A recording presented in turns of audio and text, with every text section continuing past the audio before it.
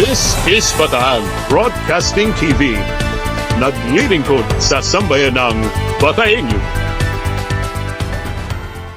Magandang araw po sa inyo lahat. Ako si Mike Sigaral. At ito si Senny Soriano. At welcome po sa ating sa inyong paboritong programang Dateline Bataan. Uy kapatid, October 14, 2024 tayo ngayon at we only have 72 days bago ang Pasko. Wow, gusto ko yan. At 211 days bago ang May 12, 2025 midterm election. Yan ang inaabangan ng marami, ha? Yan.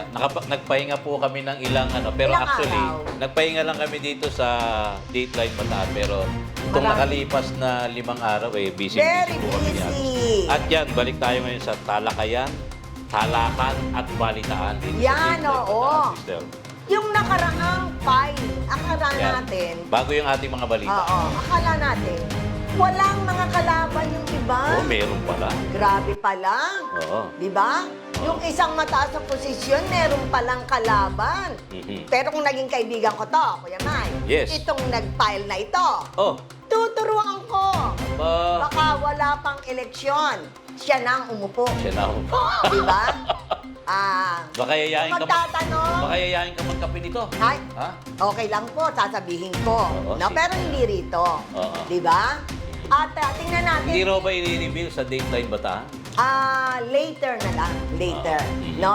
Yung iba na may kalaban, Kuya Yung Mike. mga kalaban, di ba si Governor Joet Garcia may kalaban. May kalaban, Si oo. dating Mayor Bet Santos.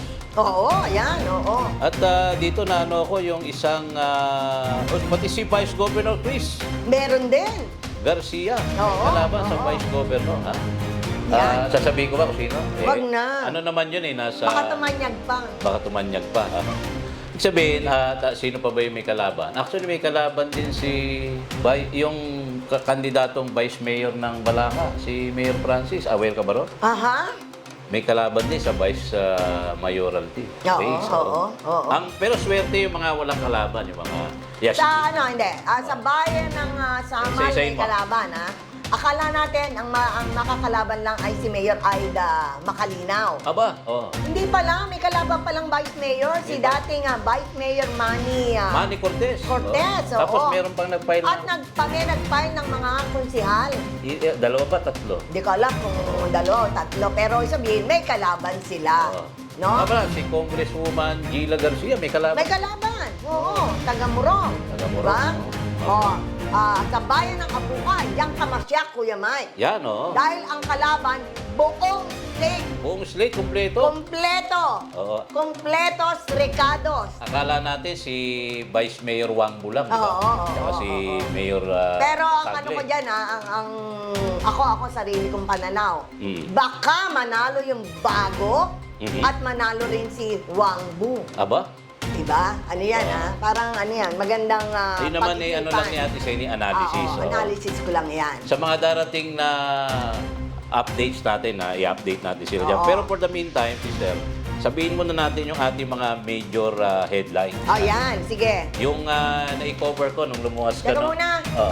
minabati natin si Bukal Popoy del Rosario Mhm. ng belated happy birthday. Belated happy birthday, Last Bukal week siya Popoy. nag-birthday si Bukal Popoy. Hindi mo pa naramdaman. Malay mo, hindi ko naman maramdaman mo mamaya. Oh. Malay mo, biglang Ito, ganito. kape tayo. Itong headline ko, dapat imbitado ka rin dito. Nasa Maynila ka. Okay. Oo. Itong Cool School Mobile Library, aarangkada na sa First Yan, District. oo. Ng Bataan niya, sister. Yan, maganda yan. Oh, sa'yo.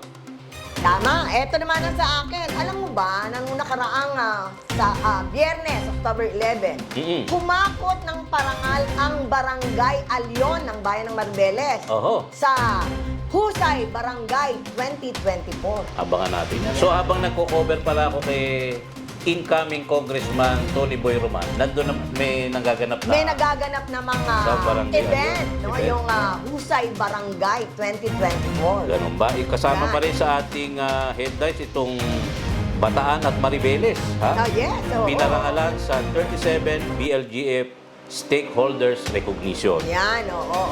Meron Yan. pa rin ito, di ba? Meron. Oo. Pero ang pangalawang news ay yung 2 karangalan na tinanggap ng tourism ng Bataan Wow. sa Pearl Award. Yan. At meron din ako yung, kasi recently may pinirmahan yung Philippine government at South Korea Aha. na Oo, pinalagan. ano. Pinalagan itong anti-nuke group. Pinalagan ang RP South Korea deal tungkol sa parang ano pa lang na proposal na buhayin ang Bataan Nuclear Power Plant. Malaking gulo yan, sister. Oo. Ayaw ng mga taga-Bataan niya.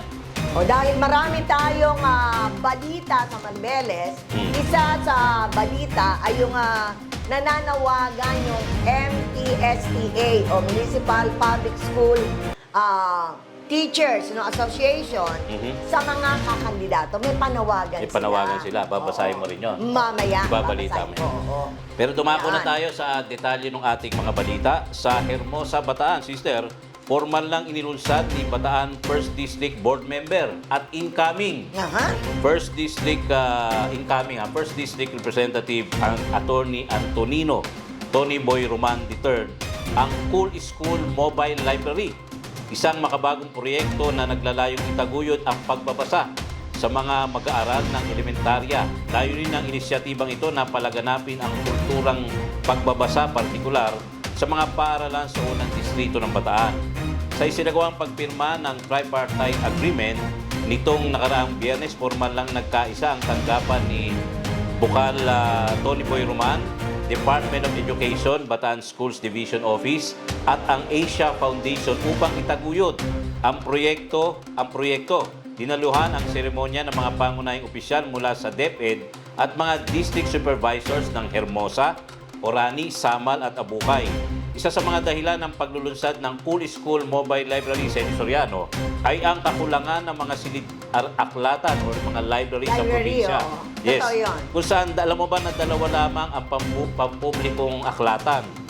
Ayon pa sa datos, 85% ng mga grade 1 na estudyante sa distrito ang itineturing na emerging readers, nangangailangan ng dagdag na suporta upang mapaunlad ang kanilang kasanayan sa pagbabasa. Bilang tugon, nilikha ang mobile library na may dalang iba't ibang libro at digital na kagamitan upang mapalawak ang kaalaman ng mga mag-aaral. Kasama sa proyekto ang isang van na puno ng pisikal na mga libro, e-library mula sa The Asia Foundation at 57 tablets na donasyon ng Aboitiz Foundation na magagamit ng mga estudyante sa kanilang mga pag-aaral. Dati na merong unawaan na magkakaroon kami ng partnership, pero ito ginawa ng formal. Nagpirmahan na po ng Memorandum of Agreement, tripartite, dahil 3 po kami parties. Yung ako po, yung bisina ko po, ang DepEd Bataan at saka yung Asia Foundation na merong Let's Read program. So, excited po kami na i-implement itong programa nito na siguro makinabang yung mga grades 1 to 3 dito sa ating munisipyo ng Bataan. Malaking tulong po ito at na super positive na ang ating pong mga learners, lalo po sa stage 1, ay magiging reader so that they will lead tomorrow. Alam mo, gusto ko lang dyan, no? Hindi lang matuto kang magbasa comprehensively, kundi matuto rin magbasa ng oral. Yes, Diba? oo, Kasi may maganda. nakita po ako mga matataas pang tao at mga may sinasabi. Okay. Pagdating sa pagbabasa, sa oral, napakahirap po. Hindi naman sa ko. Sabihin, ngayon pa lang, sanayin na. Importante yung reading comprehension. Oo. no? Reading Next. comprehension and oral reading. Okay. Okay. Next item. Sabi natin, no, alam niyo ba, itong Barangay Alyon sa bayan ng Maribeles ay humakot ng napakaraming parangal. Ito ay naganap sa Husay Barangay 2024 noong itong nakaraang Oktubre 10. No, naginanap sa Tourism Pavilion dyan sa ating Tourism Office sa Bataan, kung saan ay binigyan ng pagkilala ang mga barangay sa paghatid ng serbisyo publiko. Ang mga parangal na tinanggap ng Barangay Alyon ay ang sa Barko o Barangay Road Clearing Operations, Barko. Aha.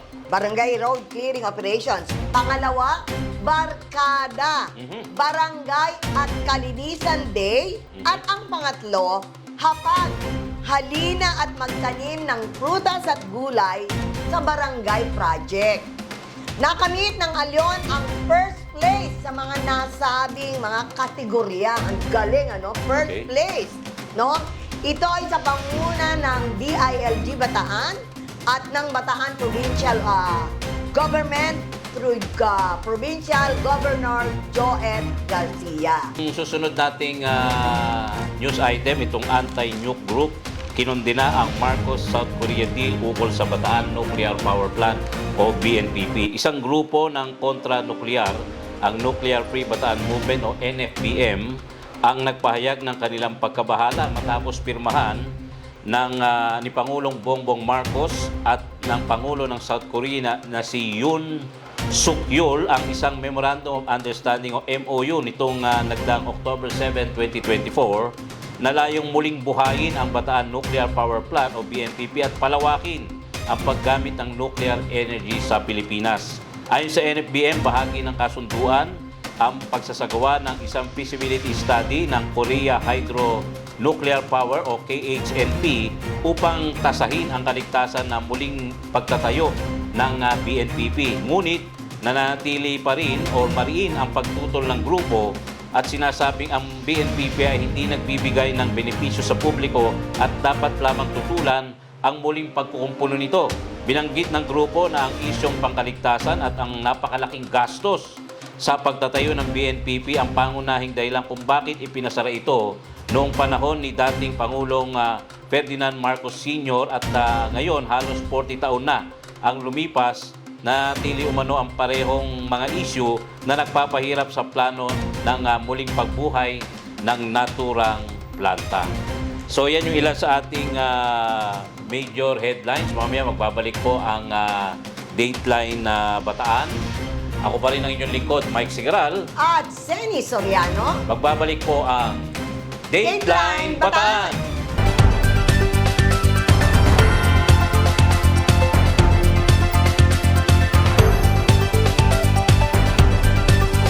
This is Bataan Broadcasting TV. Naglilingkod sa sambayanang Bataenyo.